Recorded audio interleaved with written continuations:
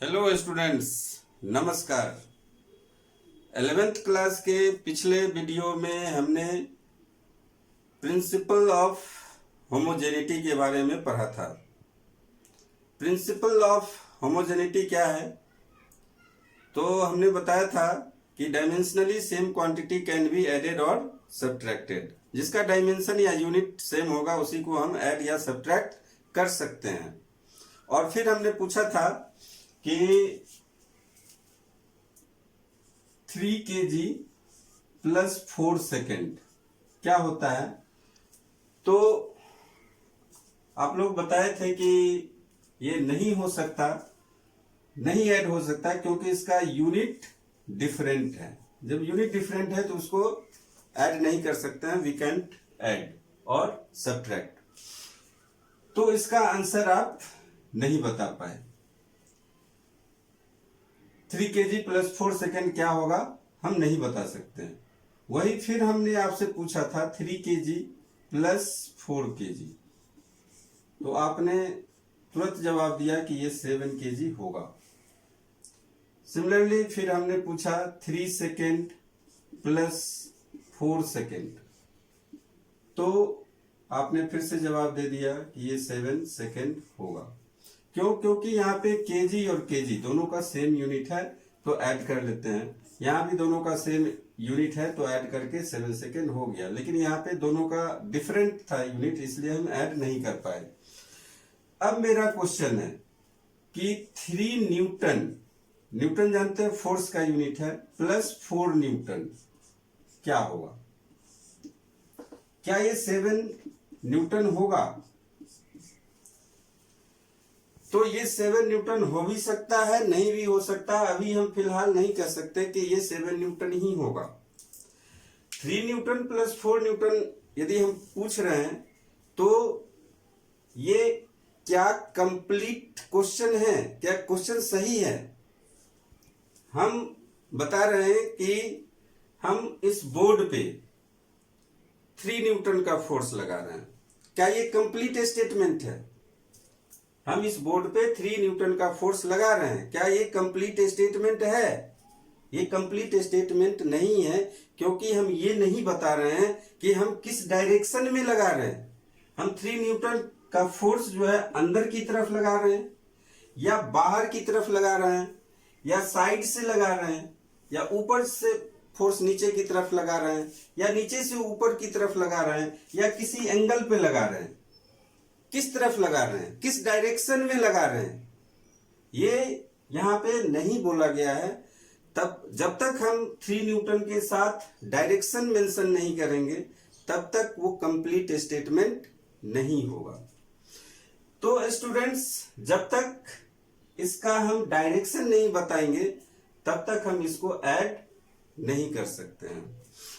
यहां पे students 3 kg plus 4 kg आप डायरेक्ट बता दिए 7 kg होता है, क्योंकि केजी या किलोग्राम या सेकेंड के साथ डायरेक्शन एसोसिएटेड नहीं है। 3 kg वहां पे डायरेक्शन का कोई मतलब नहीं। किसी बॉडी का मास, किसी ऑब्जेक्ट का मास 3 kg है या 4 kg या 10 kg है, उसके साथ डायरेक्शन एसोसिएट नहीं है, तो उसको हम अल्जेब्रिकली ऐड कर सकते हैं। बेसिक ऑपरेशंस मैथमेटिक्स का जो होता है अलजेब्रा का, वो हम आसानी से कर सकते हैं वहां पे।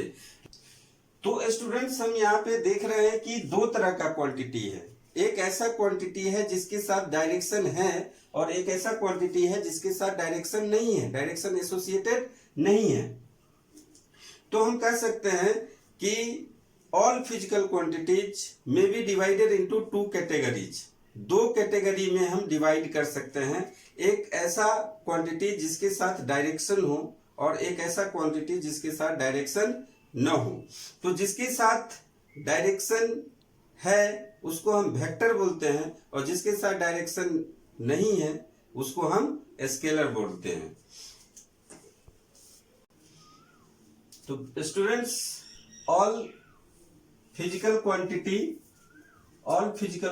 may be divided into 2 categories। Physical quantity को हम 2 कैटेगरी में डिवाइड कर सकते हैं। एक स्केलर और दूसरा वेक्टर। स्केलर वो क्वांटिटी है जिसमें सिर्फ मैग्नीट्यूड हो, ओनली मैग्नीट्यूड, एंड वेक्टर जिसमें मैग्नीट्यूड हो, डायरेक्शन हो, and which obeys triangle law और parallelogram law of addition of two vectors.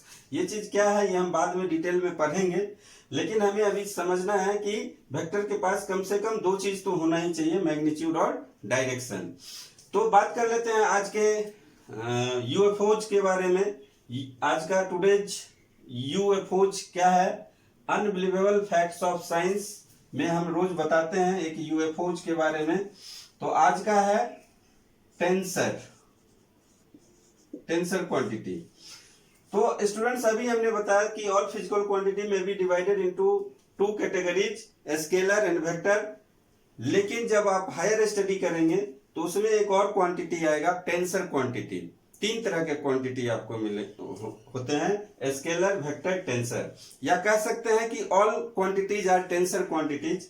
Tensor quantity के लिए भी क्या होना चाहिए, मैग्नीट्यूड होना चाहिए, डायरेक्शन होना चाहिए, और आपका प्लेन होना चाहिए, plane on which it acts. तो तीन चीज इसके लिए जरूरी है। तो कह सकते हैं कि वेक्टर भी एक टेंसर है, स्केलर भी एक टेंसर ही है। वेक्टर एक टेंसर है, मीन्स वन डायमेंशनल टेंसर है। स्केलर टेंसर है, मीन्स जिस टेंसर का रैंक 0 होगा वो स्केलर होता है। तो इसको आपको बाद में फिर डिटेल से पढ़ना है, इसलिए मैं यहाँ पे थोड़ा थोड़ा करके बता दे रहा हूं ताकि आपको इंटरेस्ट जगे। तो बात करते हैं आज के टॉपिक पे।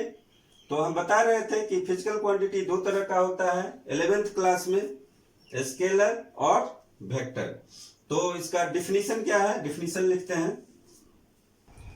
तो स्केलर क्वांटिटी क्या है, those quantities having magnitude only, जिसका सिर्फ मैग्नीट्यूड हो।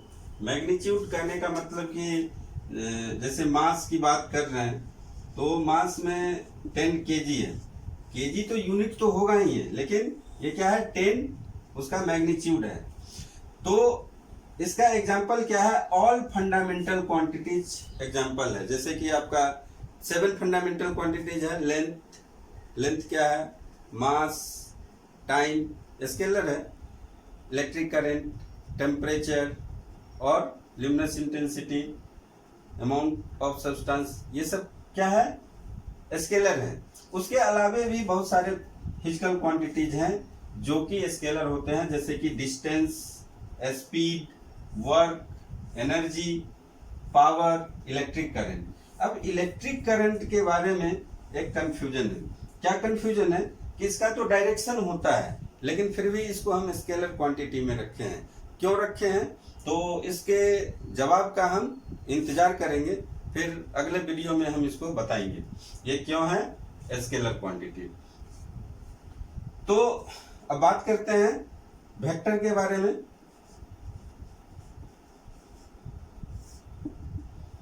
A vector contains three things. A vector contains three things. Number 1, magnitude. Number 2, direction. And number 3, which obeys triangle law और parallelogram law, parallelogram law of addition of two vector, addition of two vectors. तो ये तीन चीज होना चाहिए। तो इसका definition क्या है ये लिखते हैं।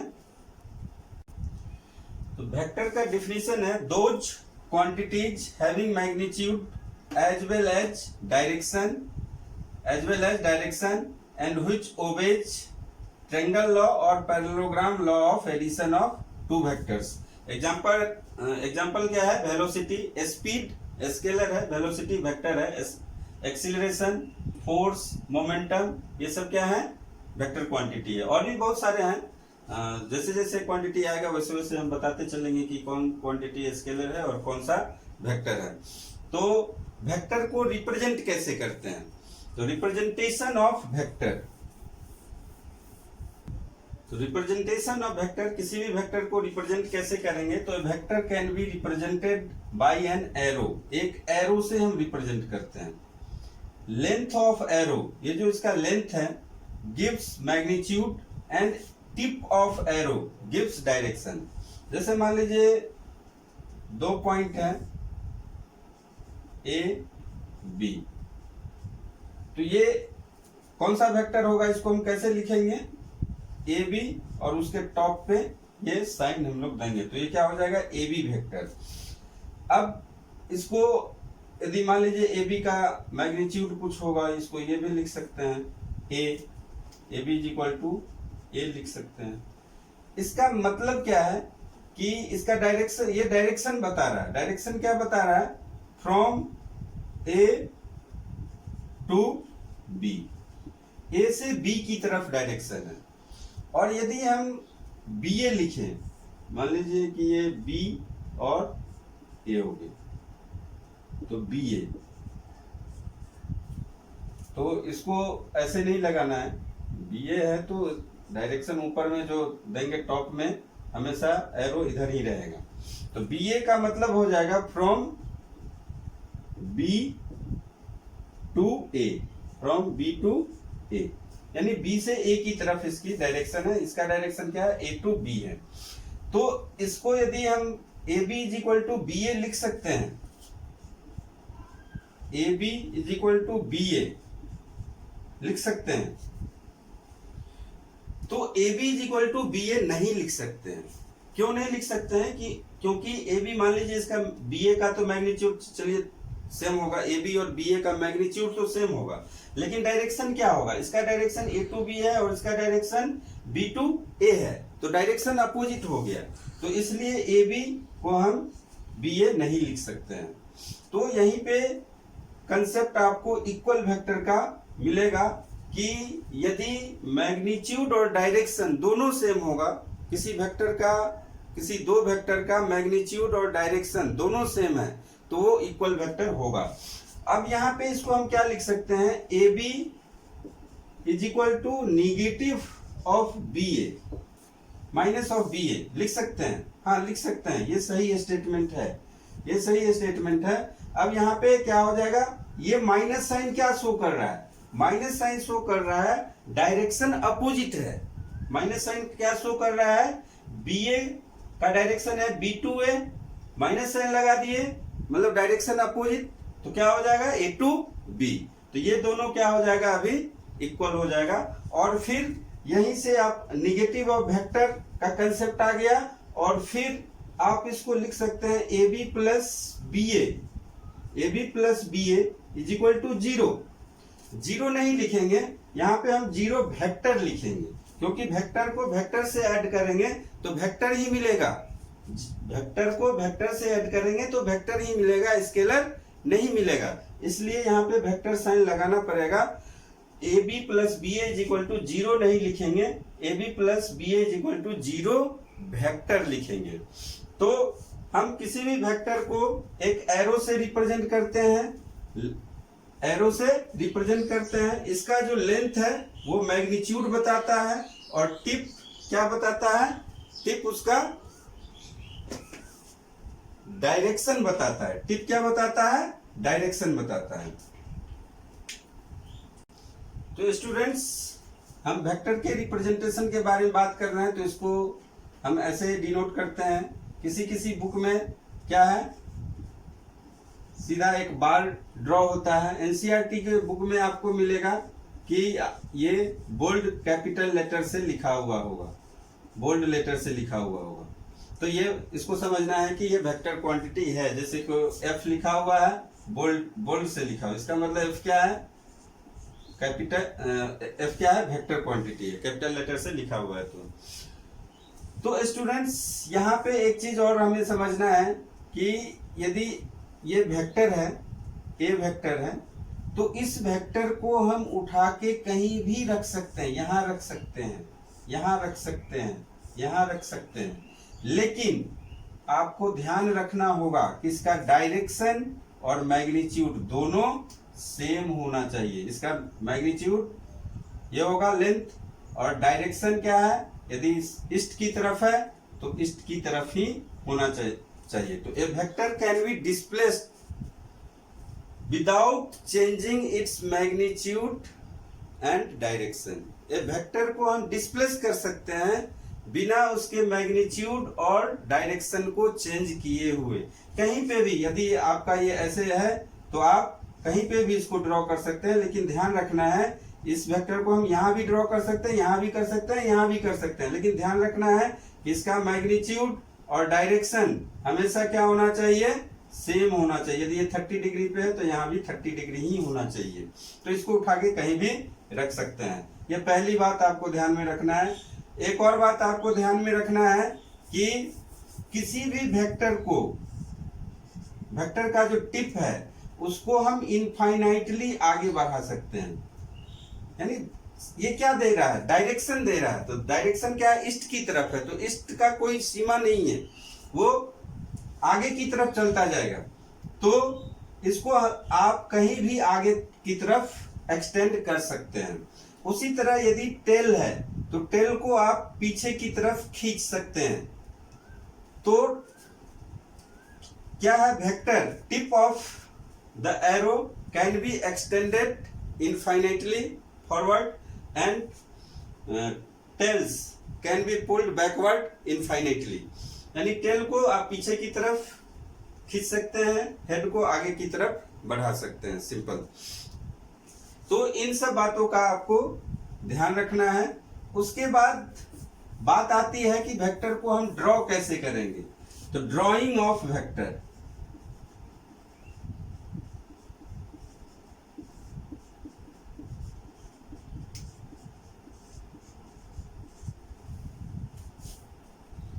तो स्टूडेंट्स किसी वेक्टर को ड्रॉ कैसे करते हैं, तो हमने यहाँ पे लिखा है 4 एग्जांपल है। a is equal to vector a is equal to 2 meter due east. इस वेक्टर को ड्रॉ करना है। पहले ये सीखना बहुत जरूरी है, सीखना। जब तक आप वेक्टर सही से ड्रॉ नहीं करेंगे आप सही से सॉल्व नहीं कर पाएंगे। फिजिक्स का जो प्रॉब्लम है पूरा वेक्टर पे डिपेंडेंट होता है।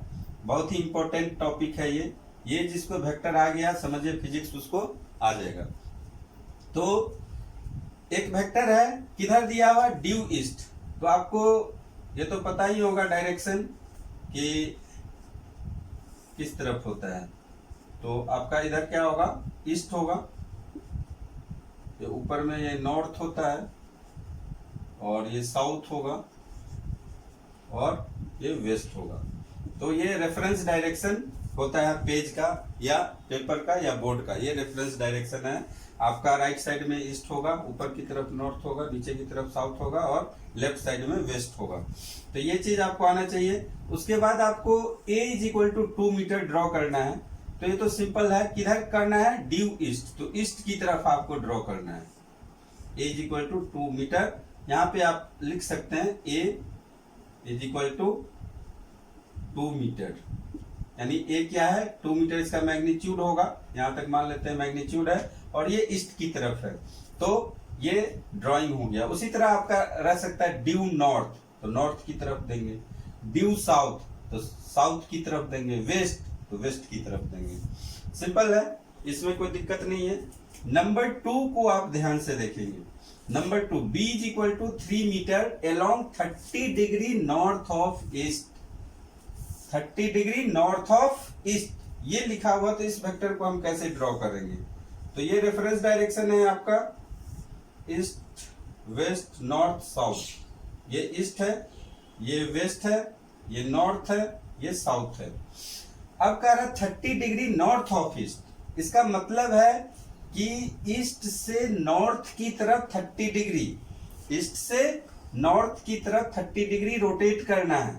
तो इसके लिए आप क्या कीजिए, नॉर्थ ऑफ ईस्ट है, ऑफ लिखा हुआ है और उसके बाद कौन सा डायरेक्शन है, ईस्ट है। तो ईस्ट पे आप अपना पेन रखिए और 30 डिग्री रोटेट कीजिए, किधर, नॉर्थ की तरफ 30 डिग्री रोटेट कीजिए, और फिर इसको ऐसे दिखा दीजिए एरो से, तो ये आपका वेक्टर बी हो जाएगा। तो स्टूडेंट्स यहां पे आप ध्यान दीजिए, along 30 degree north of east लिखना, ड्रॉ करना है, तो ईस्ट पे आप अपना पेन का टिप रखिए और नॉर्थ की तरफ 30 डिग्री रोटेट कीजिए, 30 डिग्री। ये आपको बी का डायरेक्शन बताएगा। नेक्स्ट क्वेश्चन में वही चीज है, C is equal to 4 meter along 60 degree south of east. Next जो है C is equal to 4 meter along 60 degree south of east. तो ये आप रेफरेंस डायरेक्शन बना लीजिए, और रेफरेंस डायरेक्शन बनाने के बाद ये ऑफ के बाद क्या है, वेस्ट है, वेस्ट हमारा इधर है, ये वेस्ट है, ये नॉर्थ है, ये साउथ है, ये ईस्ट है। तो वेस्ट पे आप अपना पेन का टिप रखिए और किधर घूमना है, यहाँ क्या लिखा हुआ है, साउथ। तो साउथ की तरफ कितना एंगल टर्न करना है, 60 डिग्री करना है। तो अंदाजा से आप कर सकते हैं, और फिर इसको जब आप ज्वाइन करेंगे तो ये कौन सा वेक्टर बताएगा, किस वेक्टर का डायरेक्शन होगा, सी वेक्टर का डायरेक्शन बताएगा। तो उसी तरह डी है 5 मीटर अलोंग नॉर्थ ईस्ट, यहाँ पे नॉर्थ ईस्ट है, कोई एंगल नहीं बता रहा है, नॉर्थ ईस्ट, इसका मतलब 45 डिग्री है। नॉर्थ ईस्ट जैसे कि आपको ये 4 नंबर का है, ये हमने रेफरेंस डायरेक्शन लिया ईस्ट वेस्ट नॉर्थ साउथ, और बोल रहा 5 मीटर अलोंग नॉर्थ ईस्ट। तो 5 मीटर अलोंग नॉर्थ ईस्ट है, तो नॉर्थ और ईस्ट के एकदम बीचों बीच में है, बीचों बीच से डायरेक्शन बता रहा, यानी मिडिल से जाएगा। ये कितना एंगल होगा, 45 डिग्री एंगल होगा, यानी 45 डिग्री एंगल एकदम बीचों बीच। उसी तरह यदि साउथ वेस्ट रहता तो बीच से निकालते, साउथ ईस्ट रहता तो इस बीच से निकालते, और नॉर्थ वेस्ट रहता तो इस बीच से निकालते। तो इस तरीके से आपको ड्राइंग करना है। मेन बच्चों को दिक्कत इसमें होता है, आपको मैंने बता दिया क्या टेक्निक है। 30 डिग्री नॉर्थ ऑफ ईस्ट है, तो ईस्ट पे अपना क्या रखिए, पेन का टिप रखिए, और किधर घूम जाना है, नॉर्थ। यदि साउथ रहता तो नीचे की तरफ घूमते। तो इस तरीके से हम वेक्टर को ड्रॉ करते हैं। एंगल बिटवीन टू वेक्टर्स, अब दो वेक्टर के बीच एंगल क्या है, तो वेक्टर के बीच कहने का मतलब है हमें डायरेक्शन के बीच एंगल बताना है, हमें डायरेक्शन के बीच एंगल बताना है, लाइन के बीच नहीं बताना है। जैसे मैथ्स में हम पढ़ रहे हैं, ये लाइन है और ये लाइन है, इसके बीच 120 डिग्री है, तो 120 डिग्री इसके बीच एंगल होगा। लेकिन यहाँ पे लाइन नहीं है, यहाँ पे क्या है, वेक्टर है। ये क्या है, वेक्टर है, बी क्या है, दूसरा वेक्टर है, और यहाँ पे बताना है कि ए और बी के बीच में एंगल क्या है। तो यहाँ पे दिख रहा है कि 120 डिग्री है, तो इसका आंसर क्या होगा, इसका आंसर 120 डिग्री होगा। इसका 120 डिग्री आंसर नहीं होगा। क्यों नहीं होगा, हमने पहले बताया कि लाइन के बीच आपको एंगल नहीं बताना है, ये लाइन के बीच है, डायरेक्शन के बीच बताना है एंगल। तो इसका डायरेक्शन क्या होगा, इसको आप क्या कर सकते हैं, एक्सटेंड कर सकते हैं। हमने क्या बताया, हेड को आप आगे की तरफ एक्सटेंड कर सकते हैं, यानी इसको उठा के आप यहाँ आगे रख सकते हैं। मैंने ये भी बताया, वेक्टर का मैग्नीट्यूड और डायरेक्शन बिना चेंज किए हुए आप कहीं पे भी प्लेस कर सकते हैं। तो इसको उठा के हमने आगे से रख दिया।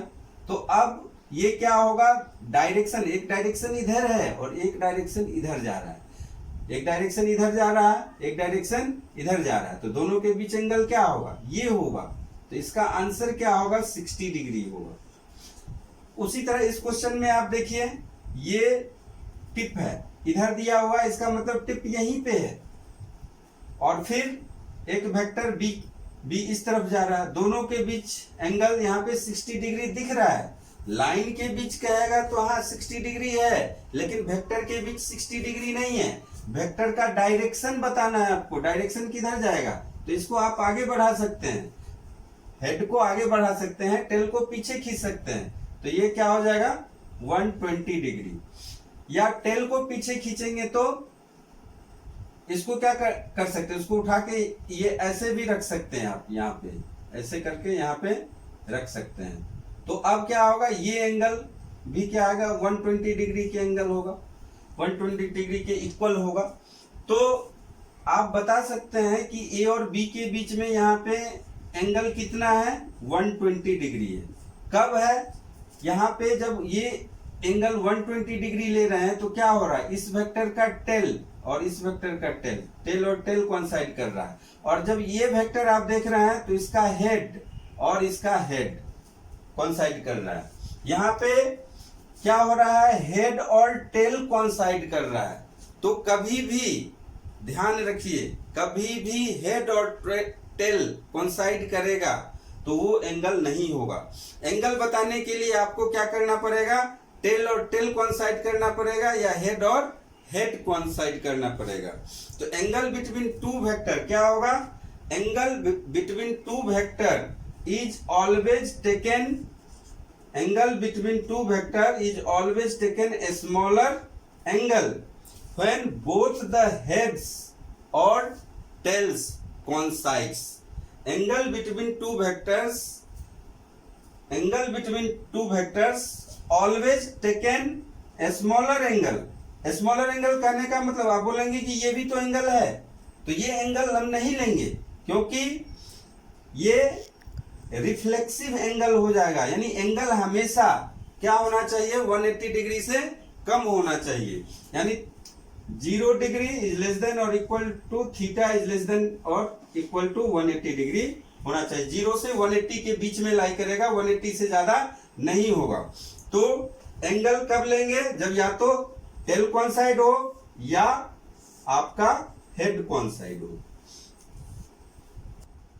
एंगल बिटवीन टू वेक्टर्स हम क्या बता रहे हैं कि जब दोनों का टेल्स या दोनों का हेड्स कोइंसाइड करेगा तो उसके बीच जो एंगल होगा वही एंगल होगा।